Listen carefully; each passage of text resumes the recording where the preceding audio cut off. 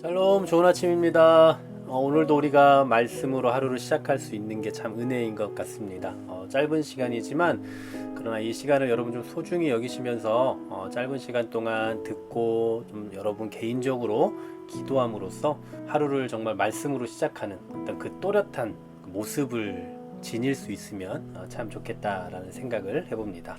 어제에 이어서 계속해서 이 연보에 대한 이야기를 좀 해보도록 하겠습니다.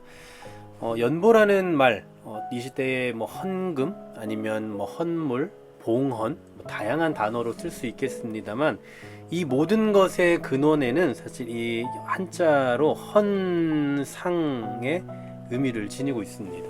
위로 올려드리는 그런 의미를 지니고 있는 거죠. 그래서 저는 오늘 이 연보의 개념 아니면 뭐 헌금의 개념, 헌금의 원리 이게 아니라 좀 헌상의 원리, 꼭 돈이 아니더라도 금액적인 부분이 아니더라도 무엇으로든 하나님께 헌상하는 어떤 그런 원리에 대해서 좀 생각을 해볼까 합니다. 자, 첫째로는 3절 말씀을 한번 보십시오.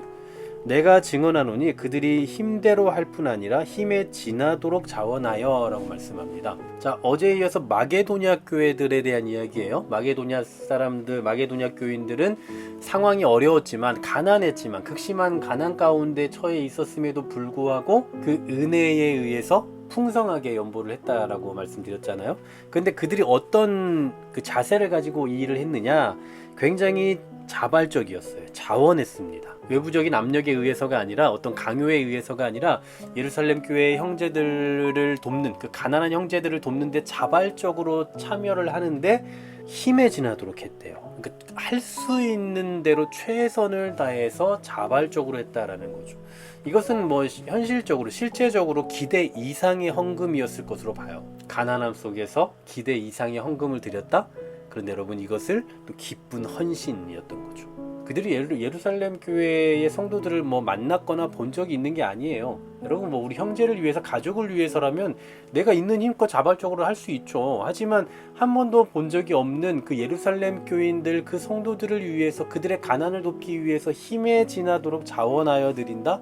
쉽지 않은 일이죠. 자, 두 번째로는 4절입니다. 이 은혜와 성도 섬기는 일에 참여함에 대하여 우리에게 간절히 구하니. 자, 이 일을 지금 뭐라고 생각하는가 잘 보십시오. 이 은혜와 성도 섬기는 일이에요. 그러니까 그들이 지금 이렇게 헌금을 드리고 있는 것은, 봉헌을 하고 있는 것은 하나님의 은혜에 참여하는 일, 하나님의 은혜를 나누는 일이라고 생각을 했던 겁니다. 그래서 하나님께서 주신 것을 간직하고 있는 것이 아니라 그것을 나눌 때에 더 풍족해지고 풍성해진다는 것을 너무나 잘 알고 있었던 거죠. 자원하여서 힘에 지나도록 드렸던 것, 그리고 하나님의 은혜와 성도 섬기는 일이라는 인식을 가지고 했다라는 것. 그리고 세 번째입니다. 5절입니다. 우리가 바라던 것뿐만 아니라 그들이 먼저 자신을 주께 드리고 또 하나님의 뜻을 따라 우리에게 주었도다. 여기서 지금 바울이 칭찬하고 있는 건 돈을 많이 내서 좋다 이걸 말하고 있는 게 아니에요. 먼저 자신을 주께 드렸다. 여러분 이게 바로 헌상의 정신입니다. 여러분 자신을 드리는 게 중요한 거예요. 자신은 드리지 않고 내가 가진 것의 일부만 드리는 것이 이게 헌상이 아니라 나를 드리는 겁니다. 나를 드리면 당연히 내가 가지고 있는 물질도 다 누구의 것이라고 여기는 거예요? 하나님의 것이라고 여기는 거죠. 그러므로 하나님께서 우리에게 살피고 계시는 그 정신과 마음은 뭐냐? 얼마를 내느냐가 아니라 너 자신을 나에게 드리느냐, 그렇지 않느냐, 이것을 보고 계신다라는 사실이죠. 바로 이런 정신을 가지고 있었던 거예요. 얼마나 아름답습니까? 여러분 이게 바로 헌상의 정신, 헌금의 정신이에요. 힘에 지나도록 자원하고 이것이 바로 은혜를 나누고 성도를 섬기는 일이다라는 그 인식을 가지고 자기 자신을 먼저 주께 드리는 행위. 우리의 헌금뿐만 아니라 수많은 그 헌상의 현장 속에서 이러한 정신과 마음으로 드려져야 된다라는 거죠. 그래서 사도 바울은 이렇게 권면을 합니다. 6절입니다. 그러므로 우리가 디도를 권하여 그가 이미 너희 가운데서 시작하였은즉 이 은혜를 그대로 성취하게 하라. 아마도 뭐 이러한 내용을 부탁한 지가 한 1년 정도가 지났던 것 같아요. 그런데 이 일을 지금 제대로 하지 못하고 있었던 거죠. 그래서 이제 좀 빨리 참여해라, 빨리 해라, 끝까지 좀 이루어 가라. 그러면서 고린도 교회가 이 일에 더 적극적으로 참여해야 되는 이유를 7절에서 말씀하죠.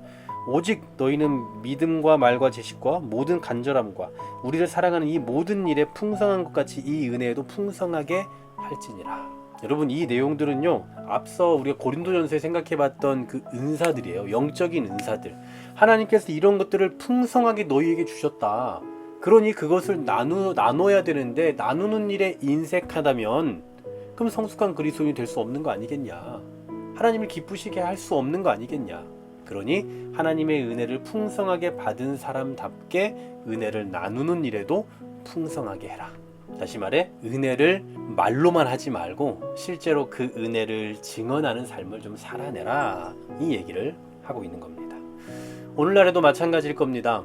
저와 여러분은 받은 것이 얼마나 많습니까? 하나님께 받은 은혜, 하나님께서 우리에게 주신 다양한 달란트, 은사들 너무나도 많이 있어요. 그런데 그것에 대해서 과연 얼마나 나누며 살아가고 있습니까? 얼마나 헌상의 정신을 가지고 합당하게 나누는 삶을 살아가고 있냐라는 말이에요. 또는 우리가 은혜를 받았다라고 말하고 은혜에 대해서 말하는 건 너무나 잘하지만 과연 그 은혜를 실질적으로 헌상을 통해서 증언하는 그 삶은 얼마나 살아가고 있습니다. 오늘 이 아침에 헌금을 포함한 모든 그 헌상의 어떤 자세를 좀 다시 한번 돌이켜보고 점검해 볼 수 있으면 좋겠고요. 이 모든 헌상의 정신은 어제도 우리가 생각해 봤던 것과 동일하게 은혜가 원칙이 되어야 되고 은혜가 근거가 되어야 되는 겁니다.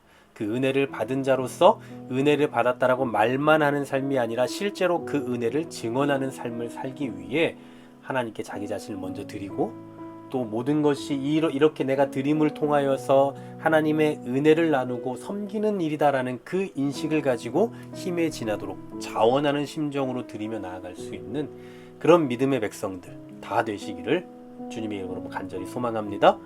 하나님 감사합니다. 우리에게 주신 것이 참 너무나 많습니다. 생각해보면 지금 우리 눈에 보이는 것, 그 이상의 것들이 너무나도 많이 있는데 이것에 대해서 감사할 줄 알고 이것을 은혜로 여길 줄 알게 하여 주시고, 그것을 가지고 하나님께서 섬기라 하신 그 일들을 위해서 힘에 지나도록 자원할 줄 아는 그런 믿음과 담대함과 지혜를 우리에게 더하여 주시옵소서.